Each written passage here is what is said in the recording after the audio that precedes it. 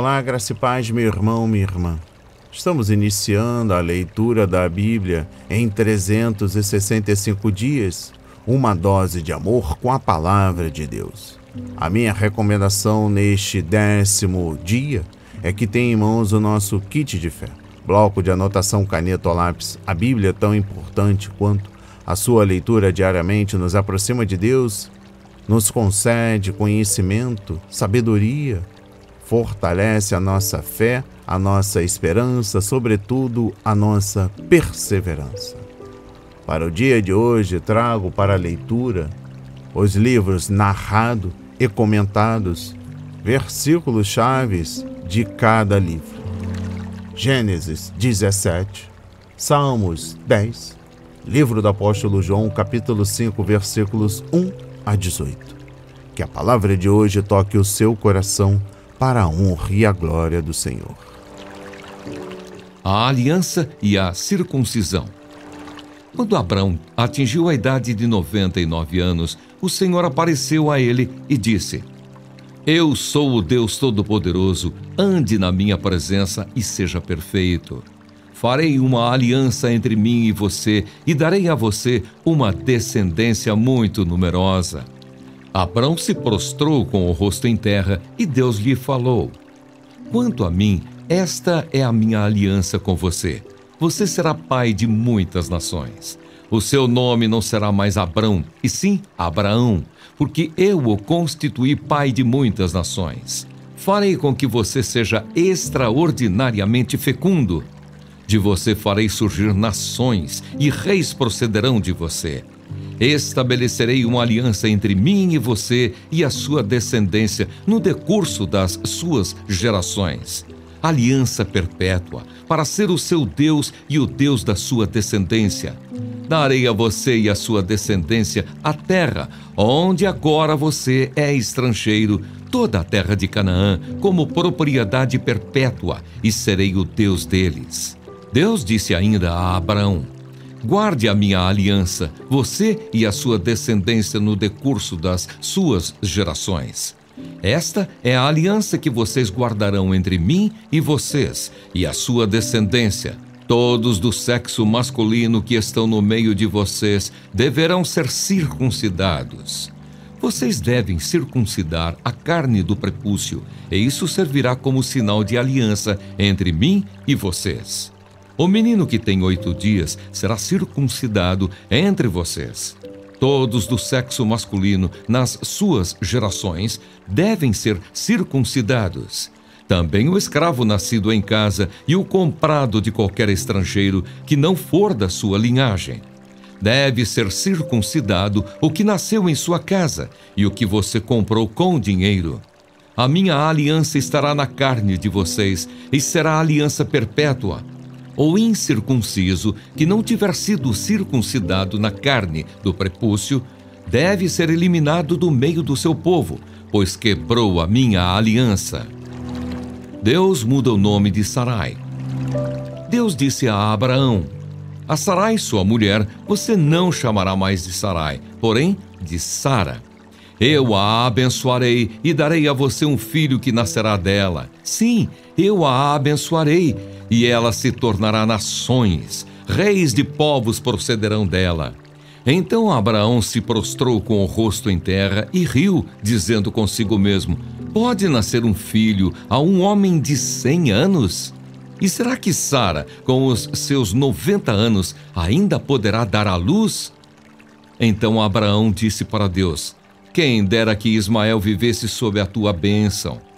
Deus lhe respondeu: Na verdade, Sara, a sua mulher, lhe dará um filho, e você o chamará de Isaque. Estabelecerei com ele a minha aliança perpétua para a sua descendência. Quanto a Ismael, eu ouvi o pedido que você me fez. Vou abençoá-lo. Farei com que seja fecundo e o multiplicarei extraordinariamente. Ele será pai de 12 príncipes, e dele farei uma grande nação. Mas a minha aliança eu estabelecerei com Isaque, o filho que Sara dará à luz para você, neste mesmo tempo, daqui a 1 ano. Quando acabou de falar com Abraão, Deus se retirou dele, elevando-se à instituição da circuncisão.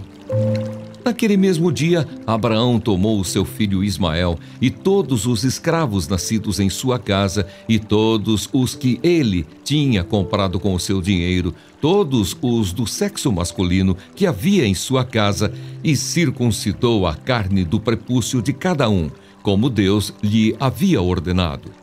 Abraão tinha 99 anos de idade quando foi circuncidado na carne do seu prepúcio. Ismael, seu filho, tinha 13 anos quando foi circuncidado na carne do seu prepúcio. Abraão e seu filho Ismael foram circuncidados no mesmo dia. E também foram circuncidados todos os homens de sua casa, tanto os escravos nascidos nela, como os comprados de estrangeiros. Amém.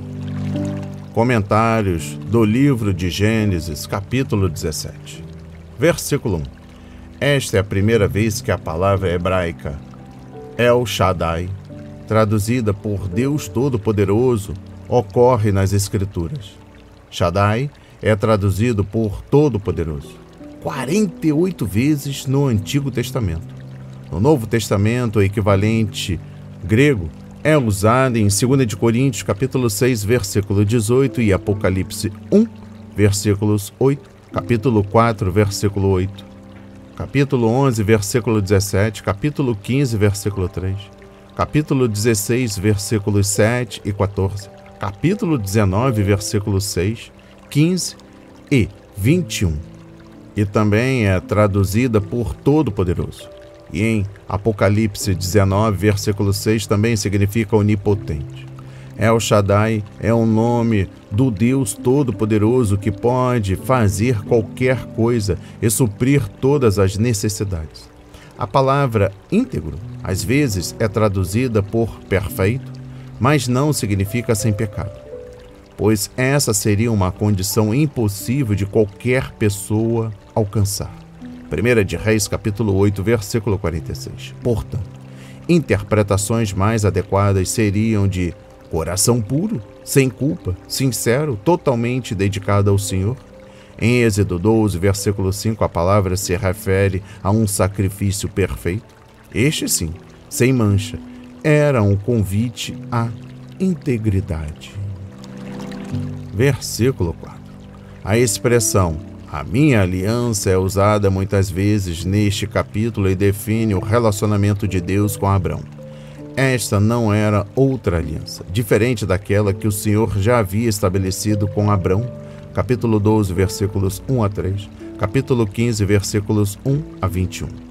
Era uma reafirmação daquela aliança, com o adendo importante da circuncisão como sinal e selo da aliança. Versículo 5. Abrão significa pai exaltado. Já Abraão significa pai de uma multidão.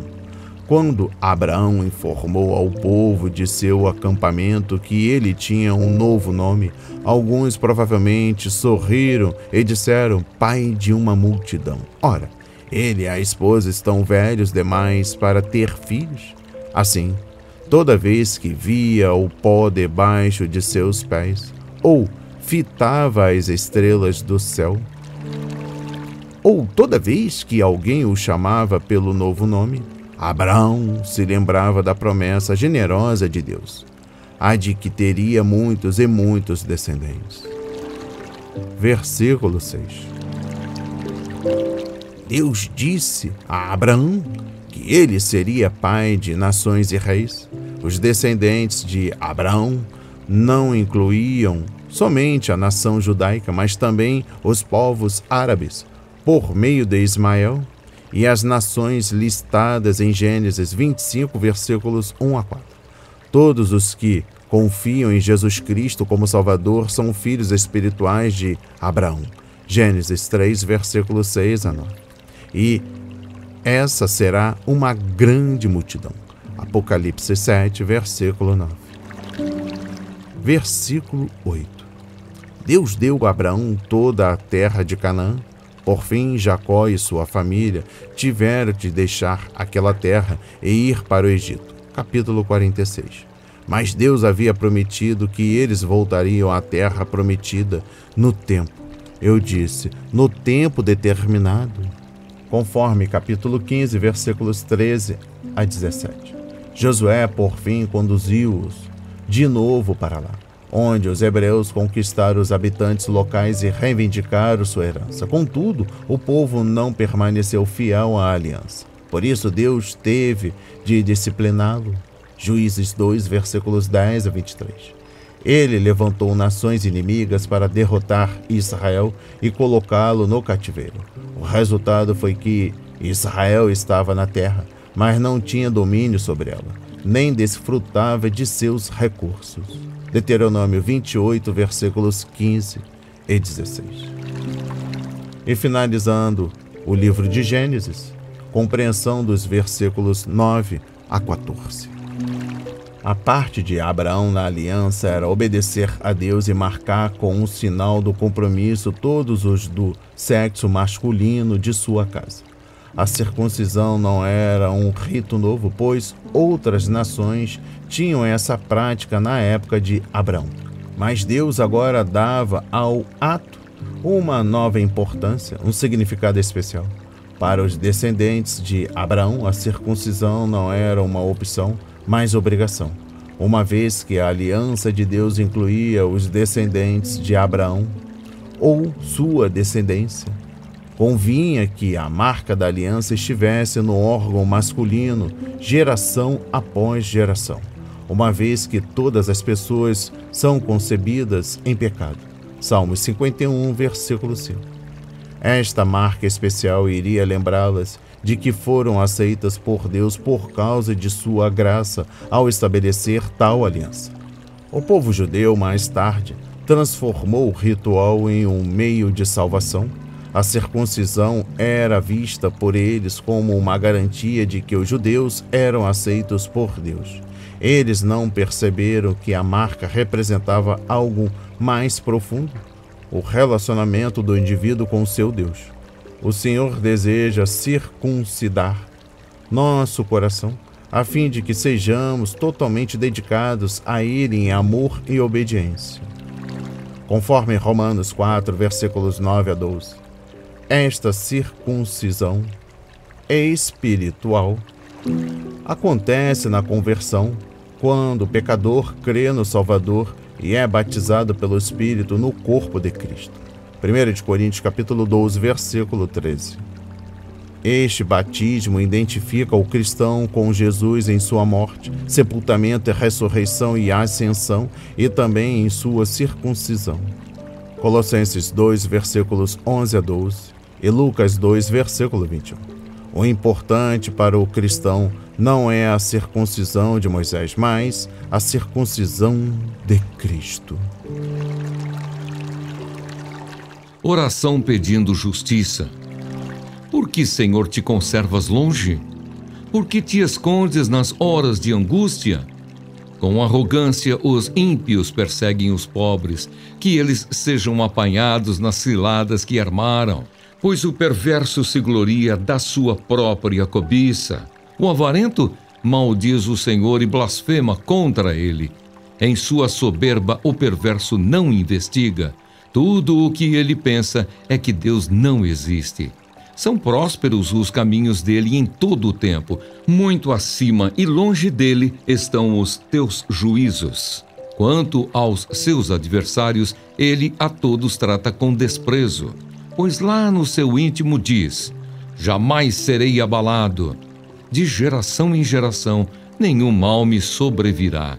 A sua boca está cheia de maldição, enganos e opressão. Debaixo da língua ele tem insulto e maldade. Põe-se de tocaia nas aldeias, trucida os inocentes nos lugares ocultos. Seus olhos espreitam o desamparado. Ele se põe de emboscada como o leão na sua caverna. Está de emboscada para enlaçar o pobre. Apanha-o e o arrasta com a sua rede. Abaixa-se, rasteja. Nas suas garras caem os necessitados. Diz ele no seu íntimo: Deus se esqueceu, virou o rosto e nunca verá isto.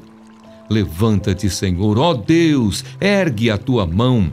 Não te esqueças dos pobres, porque o ímpio despreza a Deus, dizendo no seu íntimo que Deus não lhe pedirá contas. Tu, porém, tens visto isso, porque atentas ao sofrimento e à dor, para que os possas tomar em tuas mãos. A ti se entrega o desamparado. Tu tens sido o defensor do órfão. Quebra o braço do perverso e do malvado. Pede contas da sua maldade, até que a descubras de todo. O Senhor é Rei eterno. Da sua terra somem as nações. Tens ouvido, Senhor, o desejo dos humildes. Tu lhes firmarás o coração e ouvirás o seu clamor, para fazeres justiça ao órfão e ao oprimido, a fim de que o ser humano que é da terra não volte a espalhar o terror. Amém. Comentários sobre o livro de Salmos, capítulo 10. Versículo 1. O problema no Salmo 9 é o inimigo externo que está invadindo a nação, enquanto o problema no Salmo 10 é o inimigo que está corrompendo-a e destruindo de dentro dela. Havia nações perversas em torno de Israel, capítulo 9, versículo 5. Mas também havia pessoas más dentro da comunidade da aliança, capítulo 10, versículos 4 e 11. Gente que alegava conhecer Deus, mas cuja vida provava o contrário. Tito 1, versículo 16. Comentários sobre os versículos 2 a 6. O salmista luta com um velho problema. Por que Deus não faz alguma coisa com relação à prosperidade do ímpio? Versículos 2, 5, 7, 10 e 15. E a miséria dos aflitos. Ele descreve esses ímpios, o que fazem e o motivo de suas ações, dando declarações que expressam aquilo em que acreditam, porque são suas crenças que determinam o modo como se comportam. Comentários sobre o versículo 2 a 4. Deus não existe. Acreditar nessa mentira libera o ímpio para fazer o que quiserem, pois eles se tornam seu próprio Deus, esse Deus com D minúsculo. Compreensão dos versículos 5 a 7. Esta atitude arrogante é fruto da falta de conhecimento das leis de Deus, porque os não convertidos não têm entendimento da palavra de Deus ou dos caminhos do Senhor. 1 Coríntios capítulo 2, versículos 10 a 16. Uma vez que Deus é longâmino, os ímpios pensam que não serão castigados por seus pecados. Eclesiastes 8, versículo 11. A paz e prosperidade dão-lhes uma falsa sensação de segurança que acabará de maneira muito inesperada. Compreensão dos versículos 8 a 11. Assim como leões ferozes, os ímpios se escondem e procuram oportunidades para atacar a presa indefesa. Agem como caçadores ou pescadores que pegam suas presas em redes. Eles têm certeza de que a lei não se aplicará a eles e que o Senhor não notará o que fizeram. Compreensão dos versículos 12 e 13. Neste momento, o salmista clama a Deus por socorro e usa 3 diferentes nomes para o Altíssimo: Senhor, o Deus da aliança, El e Elohim, ambos significando o Deus de poder.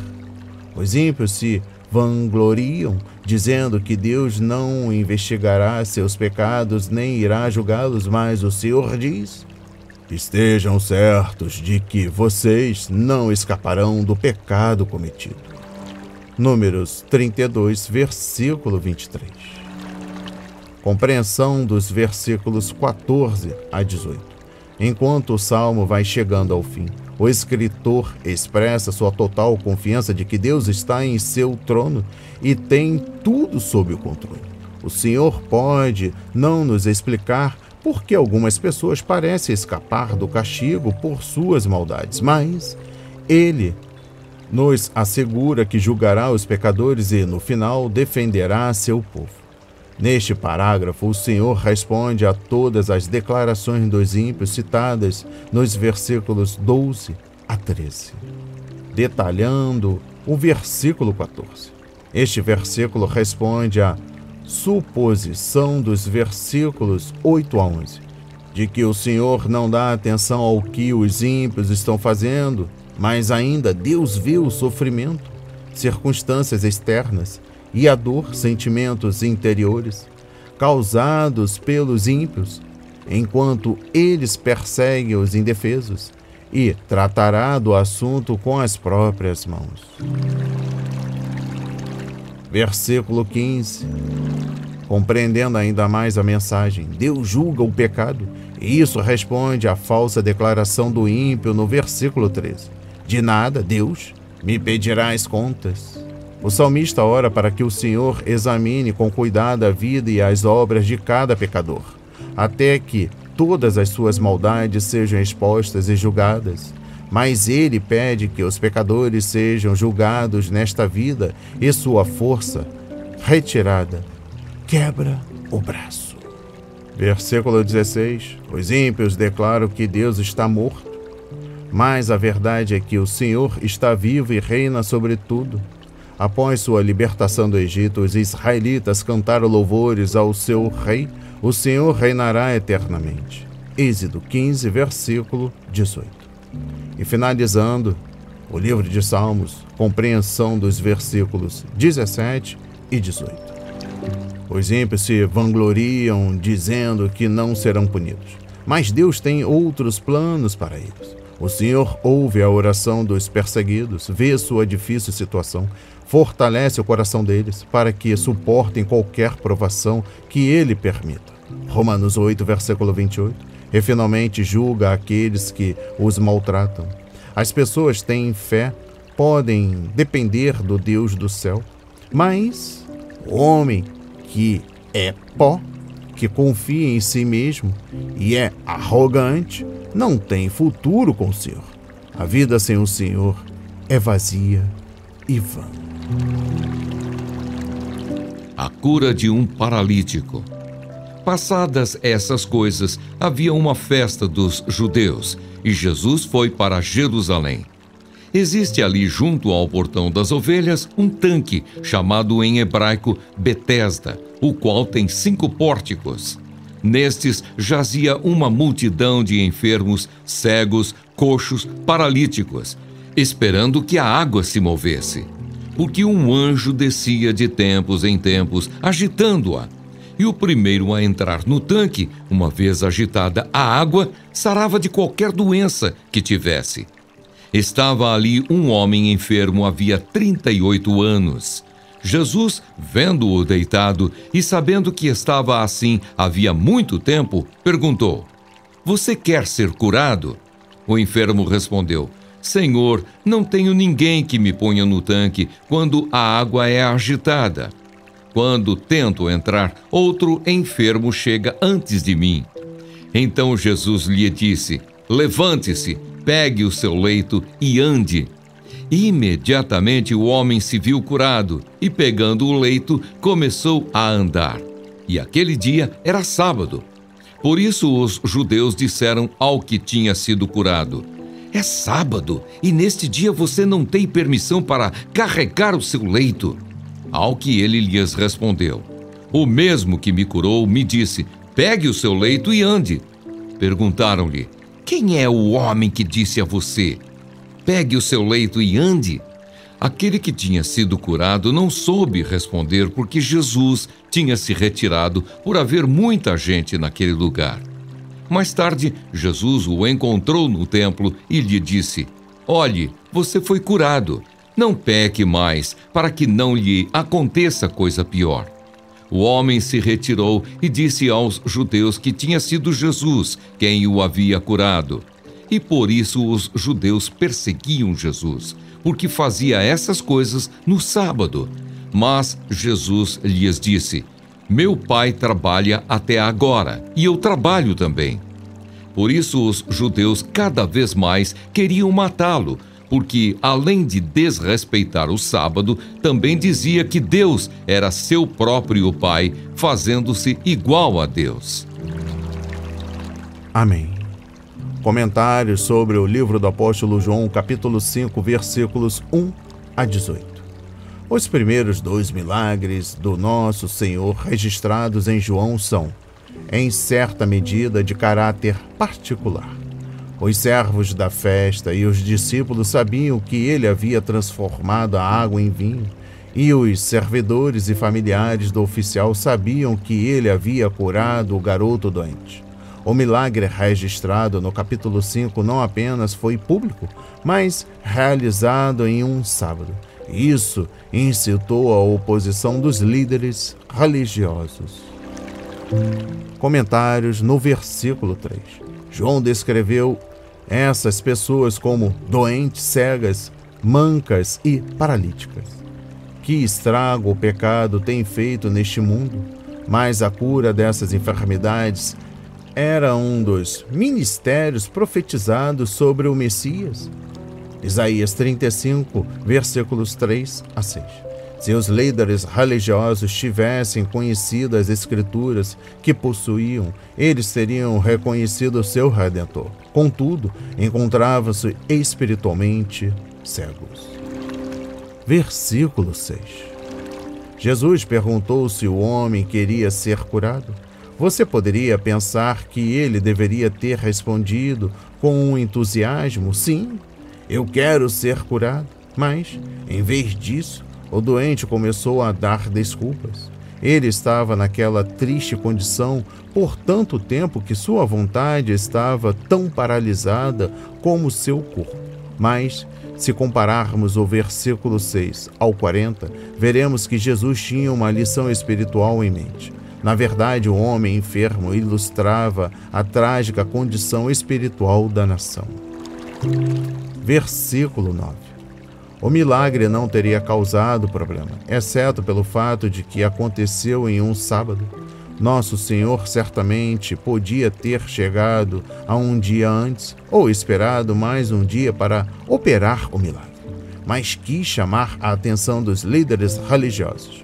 Mais tarde ele iria deliberadamente curar um homem cego em um sábado. Capítulo 9, versículos 1 a 14. Os escribas tinham listadas as 39 tarefas que não se podiam fazer no 7º dia, e carregar peso era uma delas. O problema é que, em vez de se alegrarem com a maravilhosa libertação do homem, os líderes religiosos o condenaram por carregar seu leito e, com isso, quebrar a lei. Versículos 16 a 18. Os líderes judeus não perseguiram o homem que fora curado, mesmo tendo quebrado a lei, mas começaram a perseguir o Senhor Jesus. Como guardiões da fé, os membros do Sinédrio judeu, o conselho religioso diligente, tinha a responsabilidade de investigar novos mestres e pregadores que aparecessem na terra, antes que algum falso profeta viesse e levasse o povo a errar. E para finalizar a leitura da Bíblia em 365 dias, destaco no capítulo 5, o versículo 17. Quem se autoproclamasse Deus cometia grande blasfêmia e deveria ser punido com a morte. É aqui que a perseguição a Jesus oficialmente começa. Processo que culminaria com a sua crucificação.